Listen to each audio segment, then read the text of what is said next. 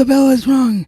Hello, friends, and welcome to another edition of In Ring Reality, where the headline for today's NXT Takeover in Your House pay-per-view review is Io Shirai is finally the NXT Women's Champion. Yes, that's right. Io Shirai emerged victorious in the NXT Women's Championship match at In Your House, as the finish came when Charlotte had Rhea in the figure eight. Io Shirai came off the top rope and hit the moonsault for the 1, 2, 3, and Io Shirai is your new NXT Women's Champion. I love this. I love this. It's been so long coming for Io Shirai. She is someone who has busted her tail for so very long, and she got herself over when her face, cookie cutter face character, wasn't really working, and she turned herself heel to the point now where she's such a badass that they could easily make her character face, and everyone would buy into it. Everyone would go, yeah, I can buy in to Io Shirai as the face of the NXT Women's Division, which I would not be surprised if this is where this is going. Now, the question that a lot of people brought up yesterday, because yes, elephant in the room, I am live streaming / recording this for those of you that prefer the audio only experience on a Tuesday, which is far late to be doing a review for a wrestling pay-per-view, but life got in the way yesterday on Monday, and there was nothing I could do in terms of being in front of the screen to stream / record. So the thing that everybody was talking about yesterday, and I only noticed this via headlines, by the way. Whenever I haven't done my own review yet, I don't allow myself to watch other podcasts about the shows because I feel like that's going to taint my own opinion. But the problem with both this show and Raw is that everybody's pretty much going to be talking about the same thing. So I'm going to preface that again in a moment when the Raw review goes up in your feed, because I am going to be talking about this same subject again, but trying to come at it from a different angle. And that's just what happens. That's the reality and the nature of what happens with being a pro wrestling podcast, is that everyone who has been a fan long enough to be doing this for a hobby / following / living is smart enough to know what the headlines for a show is. And for the last 48 hours, counting NXT Takeover and Monday Night Raw for WWE, the headline is Charlotte Flair. So the question is, what was the point of Charlotte Flair's NXT run? And again, I prefaced all of that so that when I say this, you know that I'm acknowledging that I'm probably not the only one to say it. I don't know. I feel like maybe, just maybe, the whole point of her NXT run was just to give her another championship, because I feel like they're having her be put in a position, quite possibly, where she could be breaking her father Ric Flair's title record of 16 World Championship reigns.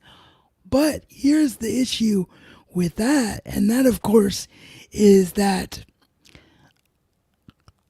this majorly devalues NXT, if that is your reasoning.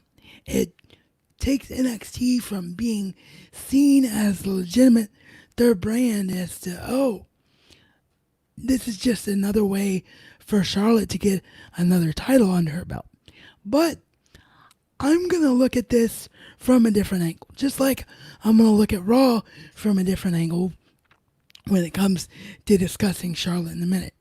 And the different angle that I'm hoping, at least, that I can be at least one person in our circle of podcast hosters to remind people of is that I don't think this was the plan for Charlotte's NXT run. I think originally when they quote unquote put Charlotte down, or as I prefer to say it, just simply moved Charlotte back to NXT, I think they fully anticipated that nothing would change in terms of professional wrestling. No one thought that it would ever get to a point to where it has gotten, where we don't have fans able to attend shows. And the only crowds that we have are NXT enhancement talent wrestlers. So, with all that in mind, Vince McMahon in particular, his wrestling brain in the way it works, probably thought, how can we get NXT in a position where it's going to pull away viewers from AEW on Wednesday nights? We can take one of our biggest stars in Charlotte Flair and put her on that brand. So I fully believe that was the intention, particularly when you hear comments from Triple H that just recently came out, where Triple H said that in 3 or 4 months' time, this entire run of Charlotte Flair in NXT will make much better sense. That's where the whole Ric Flair Reigns thing makes me think that that is going to come into play. But I also think, because of what I just talked about, I also think that it might be a situation where it's a little bit of a WWE PR spin scenario where WWE did kind of back itself into a corner, and as such, they just want to make it seem like, oh, we didn't mean to make our brand look this stupid by putting Charlotte Flair on every show and devaluing NXT, not featuring Io Shirai and Rhea Ripley at all on Raw or SmackDown, and then just having Charlotte Flair, as of last night, look like she's re-cemented and replanted on Monday Night Raw and done with NXT as a whole. Especially because during the promo, and I know this isn't the Raw review, but this is relevant to our discussion that we're having here. During the promo on Raw, Charlotte did say, I didn't lose, and I accomplished, because I wasn't pinned and I didn't submit, and I accomplished my goal, which was to elevate the NXT brand by my presence. So it does seem like that chapter is closed for now. Perhaps, though, the other way you could look at this, if it isn't about the Ric Flair title record, is that they actually want to elevate Rhea Ripley, because Rhea Ripley took the loss here to Io Shirai. She still has not gotten her one-on-one victory against Charlotte Flair, where the entire build-up going into this pay-per-view was all about Rhea Ripley getting that revenge on Charlotte Flair for beating her, and how losing the NXT Championship has destroyed her and destroyed her confidence and just destroyed her life as a whole. A piece of her is missing. So if the idea is still Rhea Ripley versus Charlotte Flair, maybe Charlotte Flair went down to NXT simply to remind people how good Rhea Ripley is, so that when Rhea Ripley comes to Monday Night Raw and gets involved in this Women's Championship mix, people can believe Rhea Ripley is going to beat Charlotte Flair on a different show. That show, of course, being Monday Night Raw. So And that's kind of how I look at this situation with this women's title match specifically, and the fact that Charlotte did lose without getting pinned, and Rhea was the one that took the pin. I have plenty more to say about Charlotte, but that is the headline for the Raw review.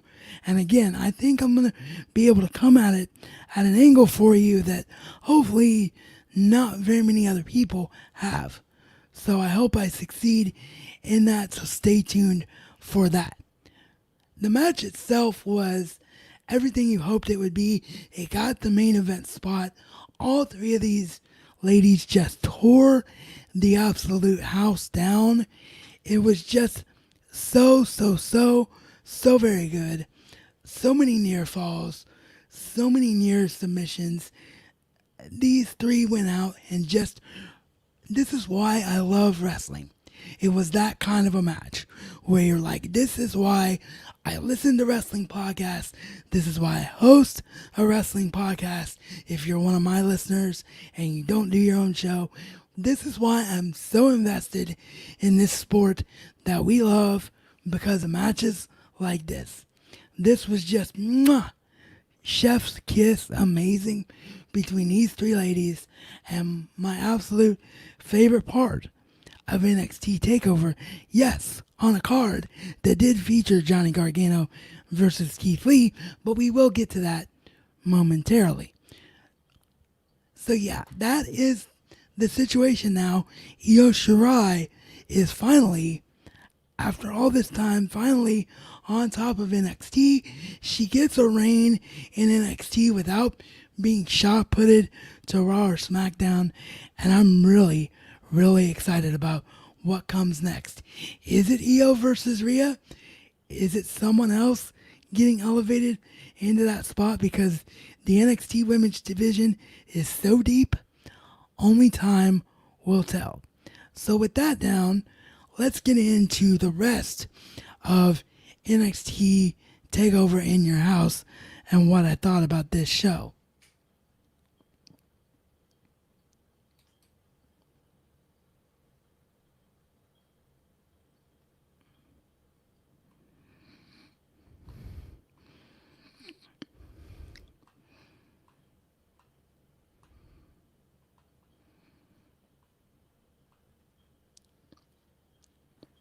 The show opened up with Tegan Nox, Mia Yim, and Shotzi Blackheart in a six-woman tag team match against Candice LeRae, Dakota Kai, and Raquel Gonzalez.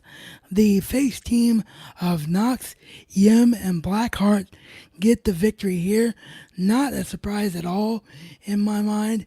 This had the faces win written all over it from the moment it was made, especially because Candice LeRae in particular has stood tall a lot lately, as has Dakota Kai and as has Raquel Gonzalez.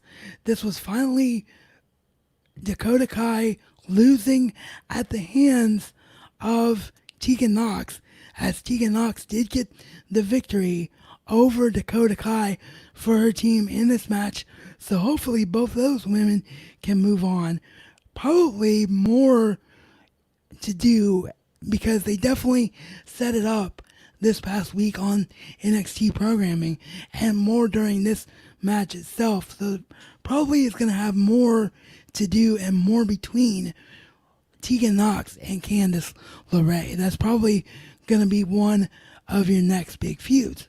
However, I could also see them doing Shotzi Blackheart and Tegan Nox as a team, because they could keep that plate spinning and have Tegan Nox and Raquel not Tegan Nox and Raquel Gonzalez, Dakota Kai and Raquel Gonzalez still together as a team and still with a big feud. So we'll have to wait and see what goes down there. I don't know what's next for Mia Yim, because unless they get her involved in the feud between Gargano and Lee in some kind of organic way without Candice LeRae being involved, I don't know what her next thing is. So we'll have to wait and see, I guess, with that one.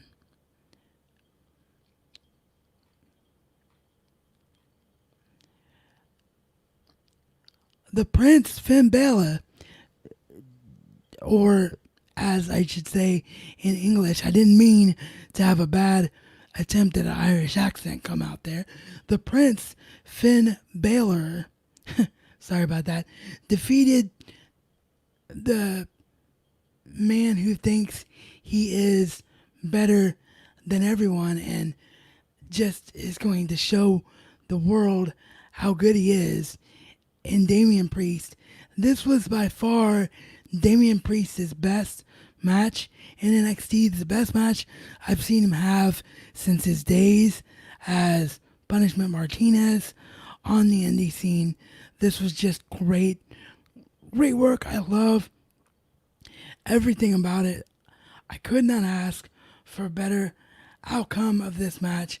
There was plenty of times when I thought that Damian was going to get the win. I'm not surprised that Finn Balor did win because I think you have to keep Balor, like I talked about in the predictions for the show, you have to keep Balor at a certain level to make him believable as the guy that's going to be in the championship picture. I still think they want to do him versus Walter whenever Walter is able to work for the company again, whether that's for the NXT UK title or whether those divisions get merged and it's around the NXT championship with Balor at some point regaining the NXT title. I don't know, but I do believe that is their long-term plan. So because of that, you have to keep Balor as a major player, and I love this version of Balor. The Prince, Finn Balor, is and always has been my favorite version of the character. The Demon was fun when he came out, and he was great as an entrance character, but Finn Balor just being the no-nonsense Prince, the great wrestler, is exactly where he needs to be.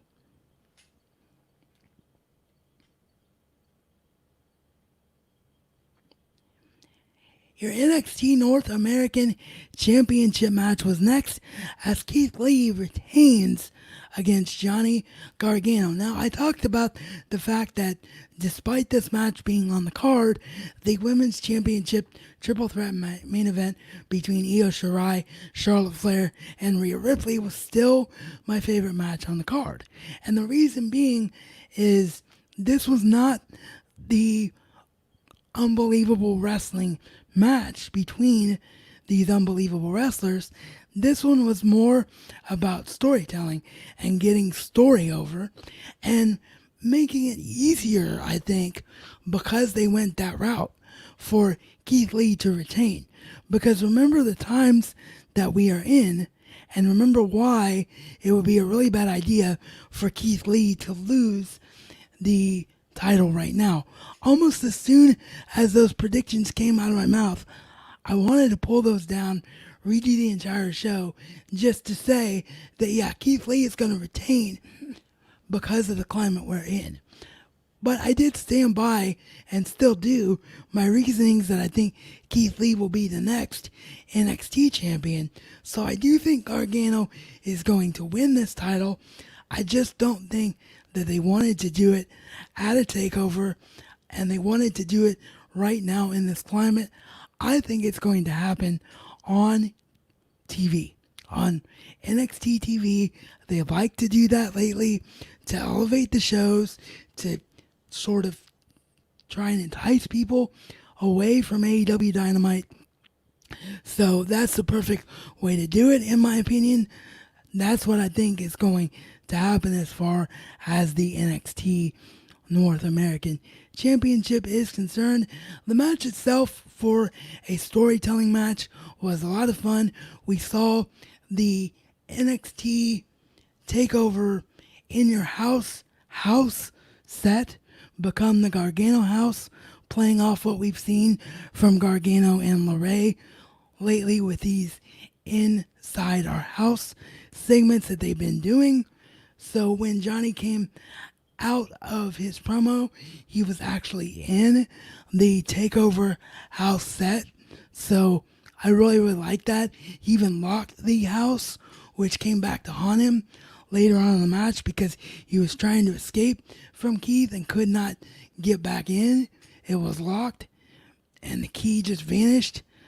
A little bit of subtle storytelling there that I thought was great. There was a really fun spot, which even though this is the kind of spot, especially when you're like me and you're watching on a 4K TV, which even heightens the resolution, but this is the kind of spot that people were critical of in the beginning of modern technology versus what we used to see for wrestling. And this is the kind of spot why Vince McMahon was one of the last people to go to high definition broadcast, because you very clearly could see Johnny Gargano jump up and get himself ready to take it.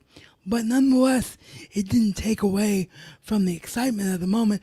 Once you realize what was happening, Johnny Gargano jumps up to ready himself to be shoulder tackled from Keith Lee into the social distancing protective plexiglass at the Performance Center. And this was a lot of fun and a great holy crap moment for sure. So one of my favorite matches on the card. Not what we thought we were going to get, but again, just makes it so much easier for them to do a rematch between the two down the road.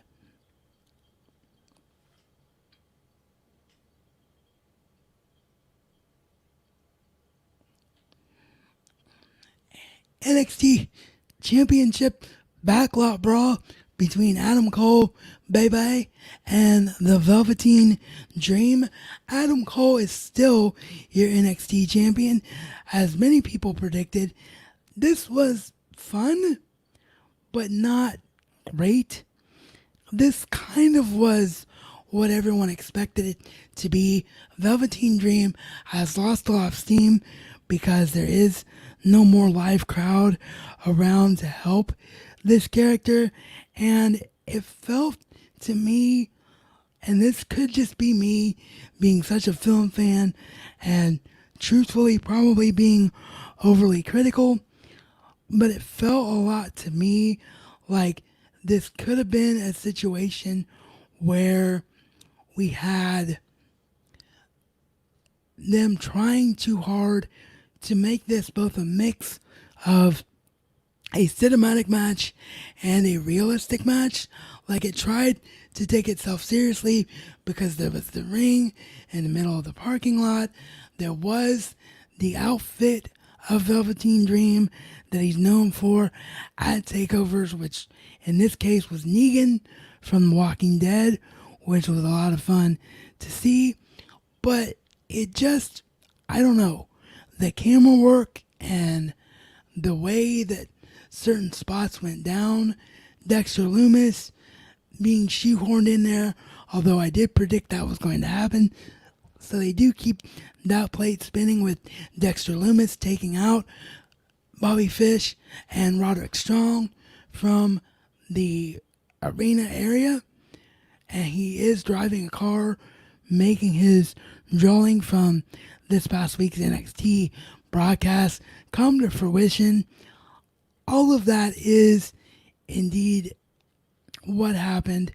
And I don't know, like I said, it felt like a mix between we want this to be a real match and we want this to be a cinematic match because of the setting that we're in for the feud and not really knowing what to do with Dream.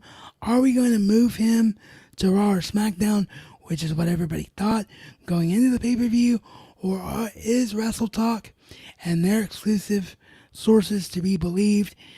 Is Velveteen Dream staying put in NXT and he's going to move on to something else other than the NXT Championship? I don't know if they even know what the deal is that they're going to do with Velveteen. But he didn't win here. And honestly, this is probably the one match, if I was going to skip over a match and I hadn't seen this show before, this might be it. Just because it didn't really do a lot for me. And that's really sad to say. There hasn't been a bad takeover yet. In the history of these shows, there's never been a bad NXT Takeover show. And I'm not calling this a bad match. It's just had so much to live up to that I don't think it did.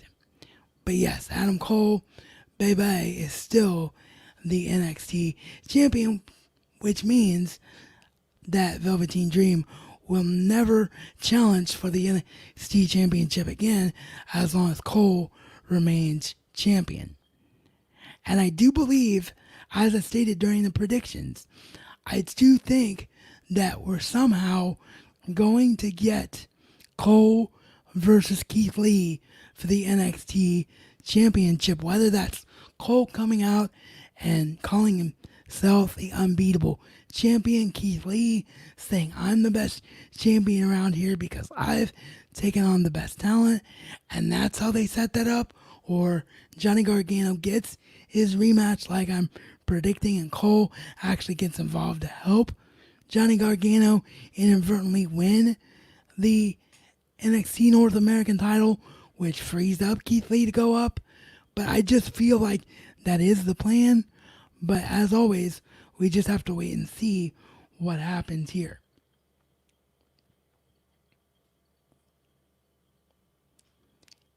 Karrion Kross defeated Tommaso Ciampa in his NXT TakeOver debut, and just like I predicted, as I'm sure did many other prognosticators in our wrestling community, this was the closest thing that NXT was comfortable having to a squash match on a TakeOver pay-per-view. Went about 6 minutes, and besides one or two moves from Ciampa, was all Karrion Kross. Karrion Kross gets over himself as a monster. He is huge. He is intimidating. He's everything they hoped he would be. And I think he's the next NXT champion after Keith Lee. I fully believe that to be the case. Karrion Kross looks great in victory here and does a lot of great work for his character, dominating one of the most dominating NXT champions in history in Ciampa.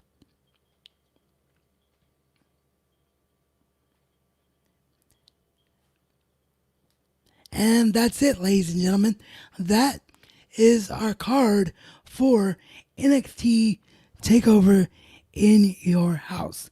And that is what I thought about the show. So do chime in if you're watching via replay, or if you're listening via our audio only experience. Do chime in and let me know what you thought about it, either through the comment section, through our social media at In-Ring Reality Everywhere, or via our email address at inringreality@gmail.com. If you want to interact with me personally on my personal social media, all that is down below in each and every description as well. And if this was your first time here and you are a viewer or listener that enjoyed what you heard here today, do consider giving us a subscribe and a follow and interacting with the show in that regard. Give us that 5-star rating on Apple Podcasts, as it really does help the show to grow. And as I always say, life is only as good as what you choose to make it to be. So make the choice to go out and do something great today.